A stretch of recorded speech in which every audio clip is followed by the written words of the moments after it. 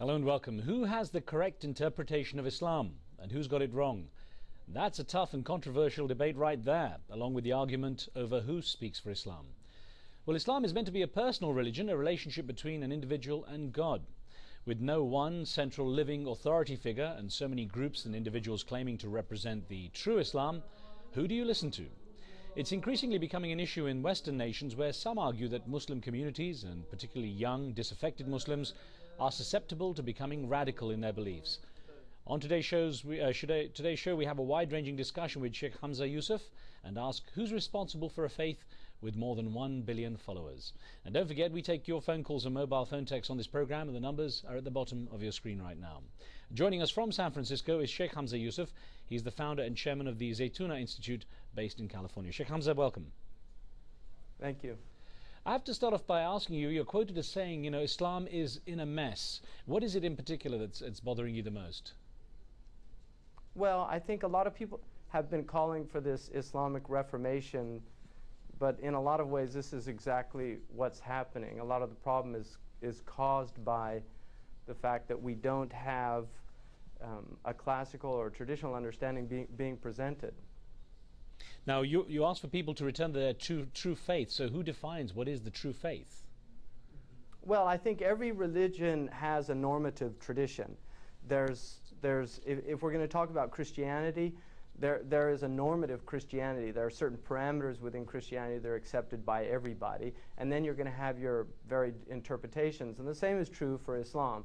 One of the most important elements in Islam is the sovereignty of the Quran, and then what are known as mutawatir hadith. The Prophet Muhammad, for instance, in a hadith that has the same level of authority as the Quran, said that there can be no killing of women and children. And so that should be something that is understood by every Muslim, for instance. So, Shaykh Hamza, how do you get around those, with extremist views, who believe they have the right faith? They will argue, of course, that they have the right interpretation. Well, I think one of the major problems that we're dealing with today is because of the extreme circumstances that are out there in the world, we're getting extreme reactions to the world itself. There's an incredible amount of disarray. The so-called meta-narratives, if you want to use a postmodern term, the meta-narratives are breaking down. They're breaking down in the West.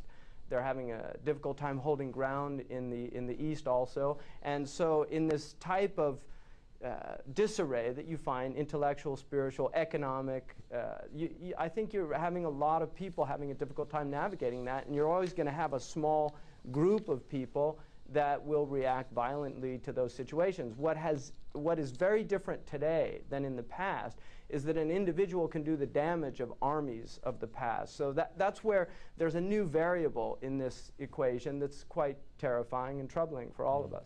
Well, I know you're confident speaking your mind, and I want to quote something you said when you commented about how oppressive you think some Muslim countries are. And you say, "I would rather live as a Muslim in the West than in most of the Muslim countries because I think the way Muslims are allowed to live in the West is closer to the Muslim way." So it makes me wonder, in what way is the Muslim life closer in this part in the West?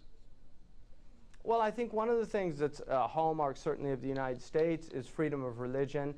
The fact that people do have a right to go to churches and synagogues and temples however they see fit, and to worship without having fear of being persecuted for their religious beliefs.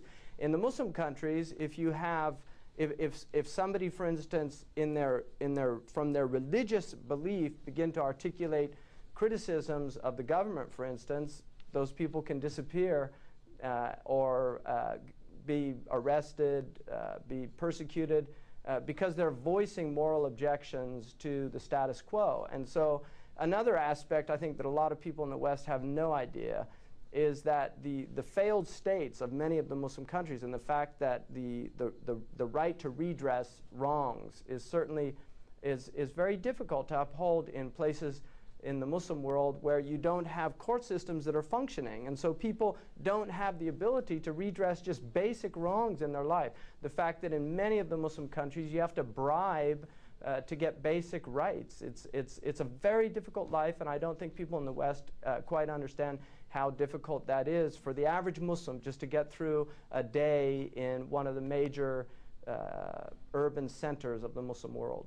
Well, now, of course, in America in particular, there is the American dream. There is the desire to assimilate among many immigrants and an expectation to assimilate. And I know you take it to another step when you say, and to quote you here again on immigrants, you say, how do you strike the balance? You say, I would say to them, immigrants, if they are going to rant and rave about the West, they should emigrate to a Muslim country. The goodwill of these countries to immigrants must be recognized by Muslims. So then it makes me wonder, how do you strike that balance between host countries allowing immigrants to retain their way, the beliefs and the way they live, and that need to assimilate? Well, first of all, I want to, that quote has a caveat, and that is that quote was specifically talking about very extreme voices in the West. And I was talking about certain voices in London, in fact, that now most of them have either been arrested or sent back to Jordan or other places in the Arab world. So I was talking about specific voices that are very extreme. One of the ironies of some of these people is they were actually on the welfare system, and that at the same time that they were attacking the very state that was feeding them.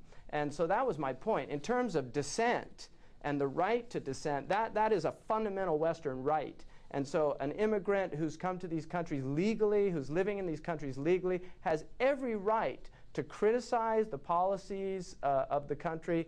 And although I think many of them would hesitate to do that, they still have that right, and they shouldn't be seen as somehow un-American or lacking a sense of Britishness if they do that. So I was specifically talking about really extreme voices out there that actually advocate violence. And I think that's an important point, because so many people, I've been called an extremist, there's so many people out there that use the term extremist. And so I think it's very important that we limit that term to those people that advocate violence, to force other people to do what they want them to do. I think dissent is as American as apple pie, and I would hate to see a country that doesn't not only celebrate dissent, but also listen to those voices and take them seriously, because you have to have dissenting voices. Confucius, the great Chinese sage, says, when everybody says this is good, that is bad. And I think there's an immense amount of truth in that statement. I thank you for the clarification. It's important we get the right perspective on what you've said there. Now, I want to get a caller in from London. Mohammed's on the line with a question. Mohammed, please go ahead. Why is it that all the terrorist activities in the Middle East are actually, in a way or another, directly or indirectly sponsored by the Saudis through the Wahhabi sect?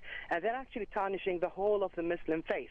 They are perpetrating activities in London, in Spain, in America, Mohammed, and they are unchallenged. Okay, Mohammed, well, I'm not sure this is a question, it's a political question. I mean, Shaykh Hamza, if you're willing to tackle this, obviously some people have strong views about where they feel that the problem lies. I don't know if that's something you want to tackle in particular. No, that's fine. I can answer that. Go ahead, please. I mean, I would say, first of all, I'm definitely not a Wahhabi. I wasn't trained in that school. I don't like Wahhabism, but I have to be fair. And this kind of blanket attack on the Wahhabis as being the source of all evil in the world, I don't buy that kind of black and white cartoon scenario of reality. First of all, people should remember that the Wahhabi ulama have consistently condemned terrorism, suicide bombing. Sheikh bin Baz of Saudi Arabia, years ago, before it was popular, was one of the few voices in the Muslim world that was condemning terrorism, and particularly suicide bombing, irrespective of where it was, because many of the scholars, I think, waffle on this issue, and they'll be against suicide bombing, for instance, in America or in Great Britain. They'll condemn 7/7 or 9/11, but they won't condemn suicide bombing in Palestine, whereas the Saudi ulama have consistently opposed that. So I don't think it's fair to do that. The problem with Wahhabism is when you get a political revolutionary ideology combined with Wahhabism, that's a quite frightening partnership there. And I think that's what's happened. But a lot of these so-called Wahhabis that are out there doing whatever nefarious deeds they're doing, these people are actually anathematized by the Saudi scholars. And I think the Saudi government has consistently been against terrorism. I mean, I don't like the brand of Islam, particularly that they're spreading, but you have to be fair to people. Well, I have to get a question to you from Nairobi in Kenya. Mohammed Nyamwanda says, What should Muslims do to get rid of unjust leaders in the Muslim world? This is following up on your comment that many parts of the Muslim world, the countries are not the ideal place to live. Right. Well, I think if you want a Quranic perspective, the Prophet Muhammad, peace be upon him, said, "How you are, so are the people put over you." So there's a lot of onus on the actual people. The Quran says God does not change a people until they change what's in themselves. So I think there needs to be a lot of introspection in the Muslim world. There needs to be a lot of self-criticism, things that we haven't been very adept at of recent times. Now, you, at the time of September the 11th, soon after, you were seen out with President Bush. You were very visible. You received a lot of condemnation for it as well as support. And I wonder, looking back on that time now, do you feel you made the right decision to what seemed to be at least, sort of align yourself politically with the administration in the U.S.? Well, I mean, first of all, I never aligned myself politically with the administration. I've been against the war since the beginning. The letter that I actually gave to George Bush on September 20th, I said in there that he should do anything but rush into a war that he could come to regret more than we regret the war in Vietnam. So that's what that was my advice to them. So I've been opposed to the war. I've been opposed to a lot of the policies of the administration. I've never aligned myself with the administration, and I think it's sad that I've been tainted in that way. I'm a dissident, and I think it's very important that you have voices constantly that challenge misguided policies and misadventures, both at home and abroad. And that's the voice that I adhere to.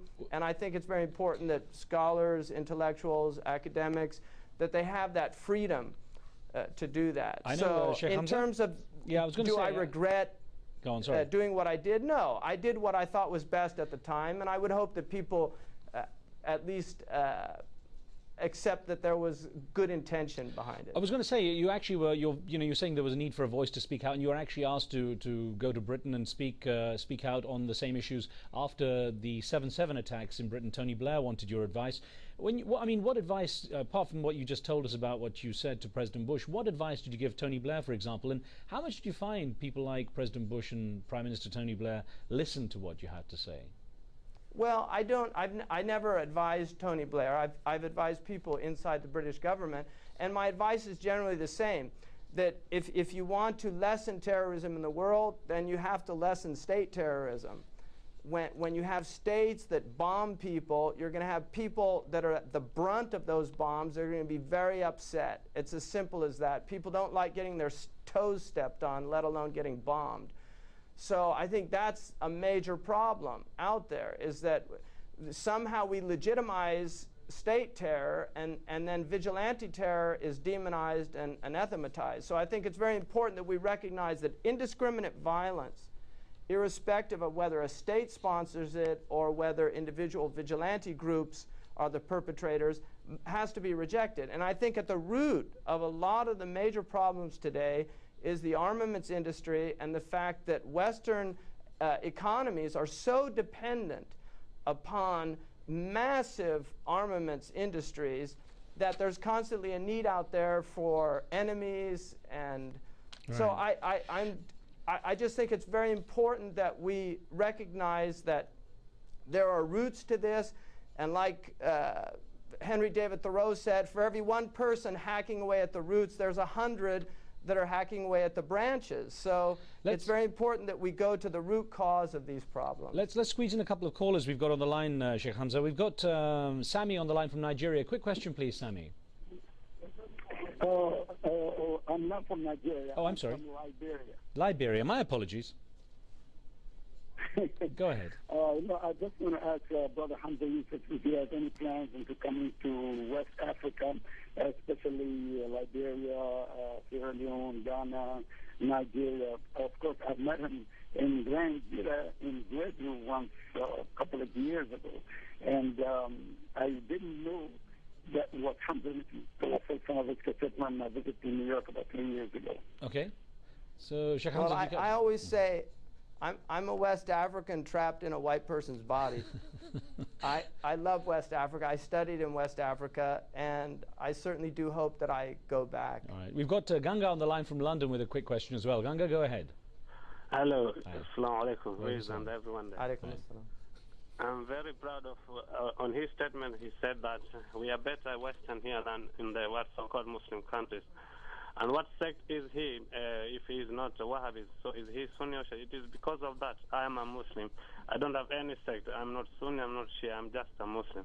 Okay. If we can continue with that, I think we won't have any differences. Ganga, thank you for your comment. I'm going to just end with a very quick question to Shaykh Hamza as well, because we have less than a minute. It came from Paris, France, an email here, Shaykh Hamza, and it's: Latin America had Christian liberation theology, but Muslim countries are still waiting for Islamic liberation theology. Do you think that popular and socially orientated movements like Hezbollah or Hamas are the beginning of a new democratic and more progressive Islam? What's your view? Personally, I think we need a Muslim stillness rather than a Muslim movement. I think there's too much movement out there. We're living in times of incredible turmoil, and I think people need more quietude in their lives. They need more remembrance of God. And I think that many of the problems that we're facing out there are problems that can only be solved if we join together collectively as a species. I think our problems confronting humanity today are much greater than those problems that separate us as groups and sects and tribes. So I'm much more for cooperation than revolution. Well, Shaykh Hamza, I thank you very much for being with us. Lots more questions, but not enough time. We hope you'll join us again sometime soon so we can continue our discussion. All right, Mr. Khan, thank you very much. My pleasure, sir. And thank you for being with us. On tomorrow's show, we look at internet censorship around the world and how some big-name brands seem to be putting commercial concerns and access to lucrative markets ahead of free speech. Don't forget, if you have any thoughts about this or any other pressing issues around the world, do send your emails to riz@aljazeera.net. We'll see you next time. Street Talk is coming up next.